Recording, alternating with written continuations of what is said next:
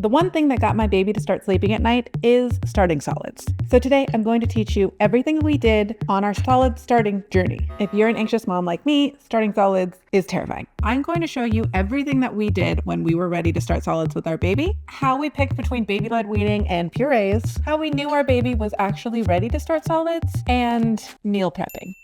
Did you know there's arsenic and lead in baby food? Apparently there's just another thing that we have to be worried about. Don't even get me started on the nerds and candy scandal of arsenic being in them right now too. So if this is something that you're worried about and you want to make home fresh food for your baby, let me present to you how we're doing it. I'm not only going to show you how this Grownsy baby food maker works and how we're using it to make sure that, my baby doesn't ingest lead. Why is that a thing? But I'm also going to share with you how we started our solids journey for anybody else that's anxious about it out there, because I was, still am, still working on it, but it's okay. So let's dive into the baby food maker. Do you need one? Absolutely not. Is it beneficial to have one if you are running on low time? Yes. And if you're worried about the food being cooked through? Absolutely. Can the baby eat what you eat and you put it in a blender? Sure. Does this have a proprietary steam basket that makes sure food is cooked all the way through, especially when you're putting meats in here? Yes. Did you know that you are able to make decisions on what's best for your family and what appliances you have and if they're necessary or not? For me, it's necessary. So today we're going to be making some peas and carrots for my baby and freezing them. By the way, everything is linked down in the description, plus an exclusive discount code for the Grownsy food maker if you want to. And if you go follow their page, they do monthly giveaways of their products that I may or may not have a hand in. So get your hands on one. All right, now I'm going to give you some pro tips about starting solids because you definitely should hear these. Don't make the same mistakes I did. That being said, this is not me judging any other parent for what they choose to feed their baby unless you are giving your baby honey before the age of 1. All right? If you're starting solids, take it easy. Take it slow. Wait 3 days in between adding any new textures or flavors, just to make sure you understand if anything upsets their tummy. Give them some water. It helps everything go right down. We didn't start with the rice cereal, mostly because it's just a filler anyway. And while it's a great way to introduce iron to them, I'm absolutely not going to put it in his bottle because my pediatrician never recommended that it was necessary. And he can explore with other textures and flavors and can get iron through other sources. I'm going to bring you in a little closer so you can see what I'm doing. The cool thing about this baby food maker is that it's one contained unit. So dishes, you're not going to have as many. Baby food, that we want. Right in there. This is about a week's worth. You fill this with water up to that red line. I don't know. That was about a cup. Not a lot of water. That's the wrong lid. We turn it on. Now, we could just steam this, and it would be great for my baby in a couple months when they can mash things on their own. There is a single steam setting, which is good for chunkier purees when they're able to eat some chunks in the puree.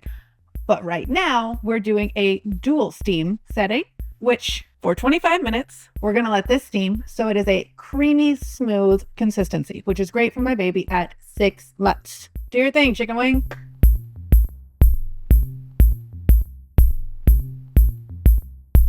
Now, this is the little segment while we wait for the baby food maker to finish, where I tell you about our experience starting solids and how fun it's been. Because it truly is fun to see your baby covered in mess, trying to get food to their mouth.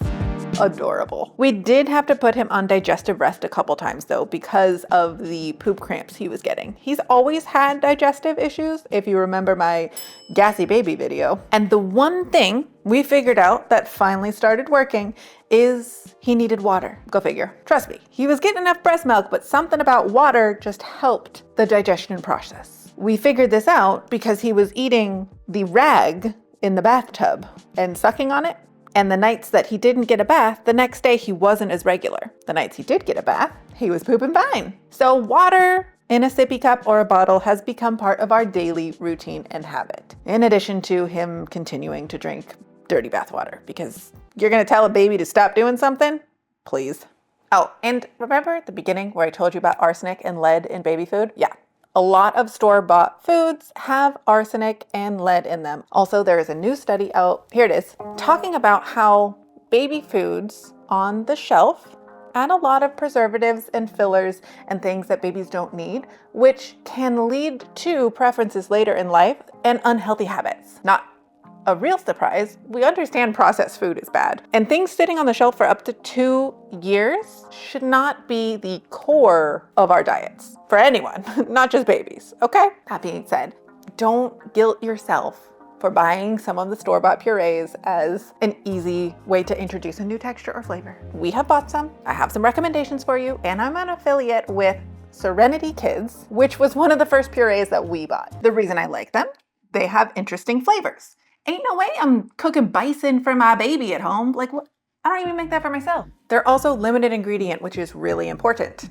This has organic butternut squash, organic spinach, water, organic olive oil. That's it. There are also some safe herbs and seasonings for your baby at different levels of their development. So make sure you're researching what's safe to put in their food and what's not, because you don't want to overdo them with the sodium and the salt, and you don't want to add something that they're not ready for yet. Like honey. No honey. As you can see, we still have a lot of these pouches left, and each of these pouches has, well, not this one, hold on, wait. 1 milligram of iron, 1 milligram of iron, 1 milligram of iron, which is why we like them. Did I mention that your baby getting iron is important for their sleep? Our pediatrician also recommended that lentils and beans are good to start introducing into their diet right now too. And if you're someone who doesn't eat a lot of lentils and beans, maybe this is something you should introduce into your diet as well, because they're really good for you. Okay, let's go check on the progress of our baby food maker. Are we at 20 minutes yet? Ah, yes, the journey to solids. It can be a terrifying one, or some people are just nonchalant about it.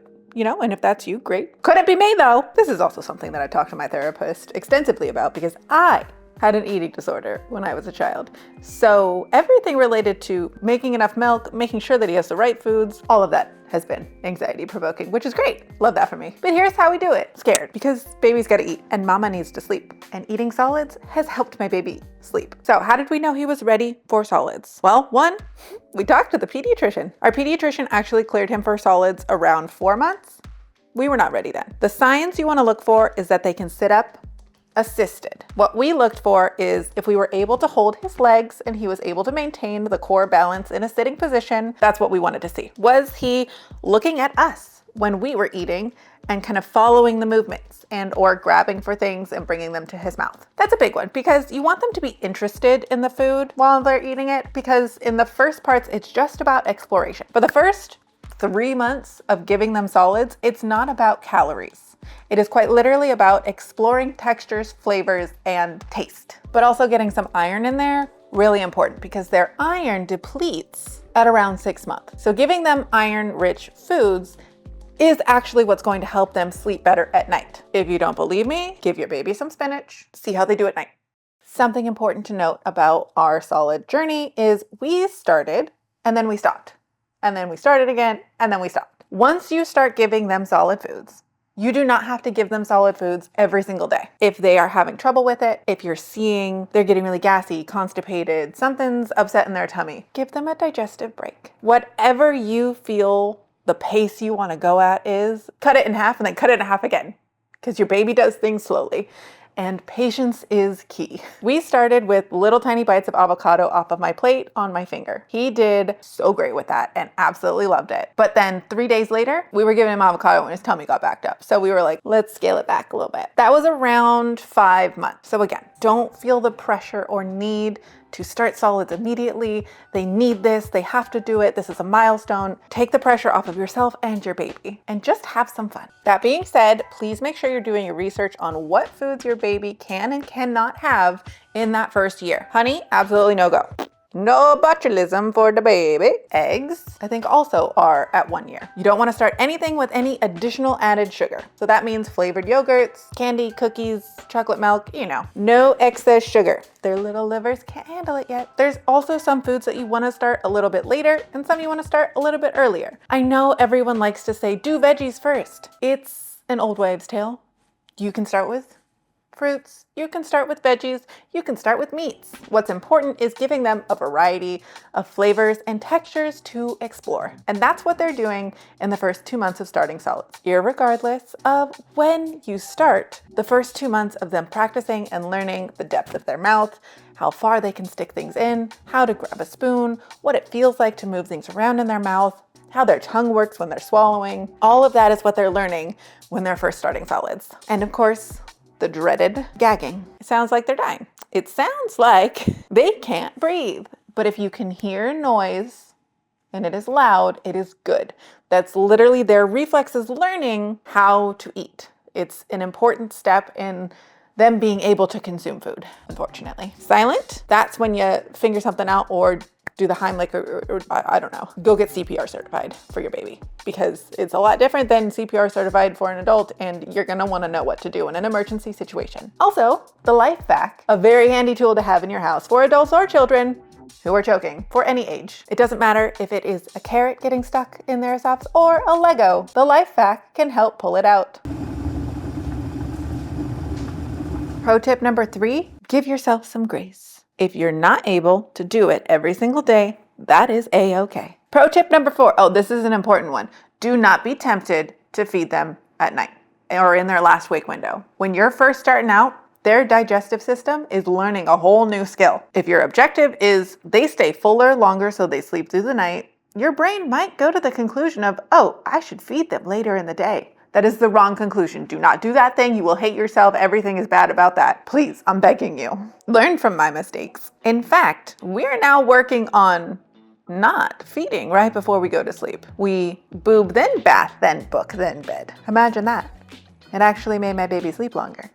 But that's a whole nother video. You want to feed them in their first or second wake window so that they have time to digest through the day and they're not working on figuring out how this new feeling is inside their tummy and digestion at night. No gassy babies when we sleep. Also, I don't want to be changing a poop in the middle of the night. I go in there blind, okay? Glasses off, lights off. I can't see anything. We're not changing diapers in the middle of the night anymore.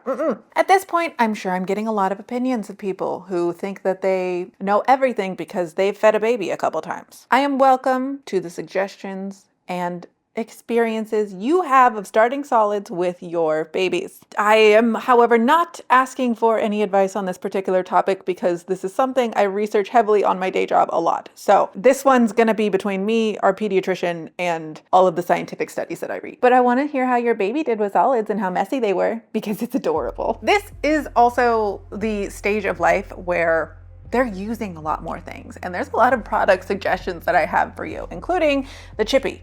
Not an affiliate, I'm just telling you that this is a better design than a spoon because they can grip it better and kind of get the motion into their mouth. My baby is 6 months and is able to dip this and get it to his mouth. He hasn't quite got the scooping method yet, but he understands that like, oh, dip in food, bring to mouth, dip in food, bring to mouth, which is amazing, truly, that they learn so quickly. But the shape of this and all of the different areas for scooping is better than a spoon in the very beginning because they don't have the dexterity of turning and tilting and figuring out how to get the spoon directly into their mouth.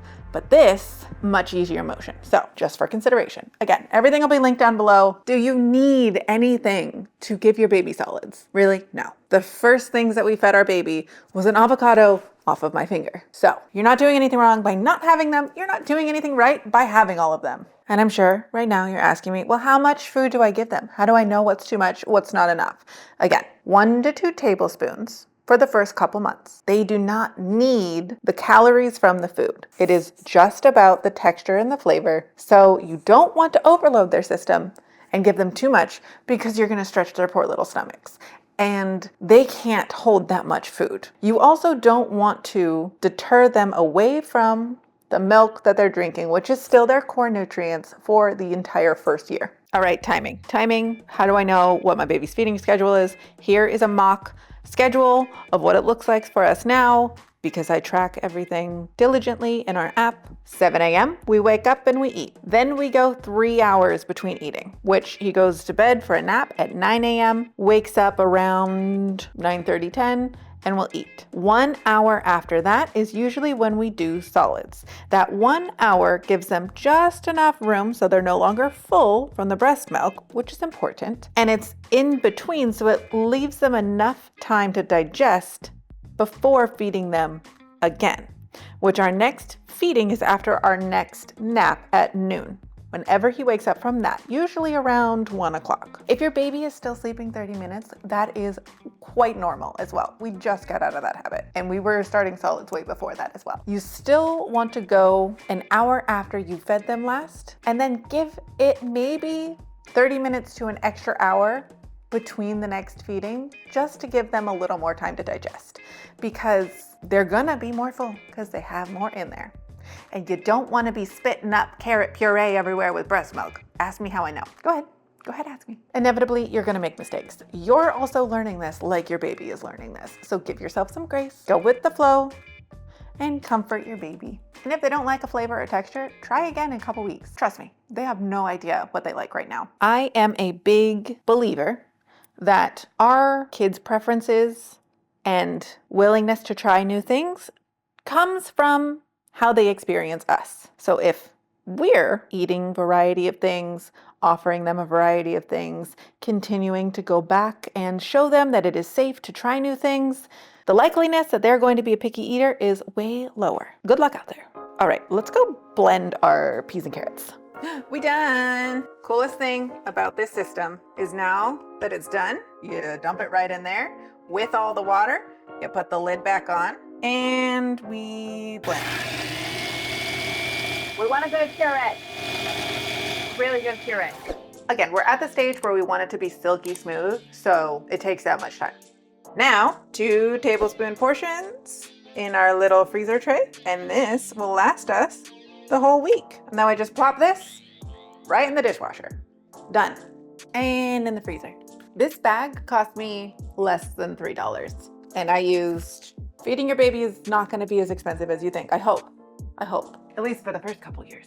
Thank you for joining me on another episode of Just Jordan Things. I hope you're enjoying this motherhood series because I really am. And I love sharing all the things I'm learning with you. And hopefully it helps anybody else out there that is going through this right now. If you want the exclusive discount code for this baby food maker, leave me a comment down below saying baby food and I will send it to you. As always, thank you for liking and subscribing, and I will see you on the next one.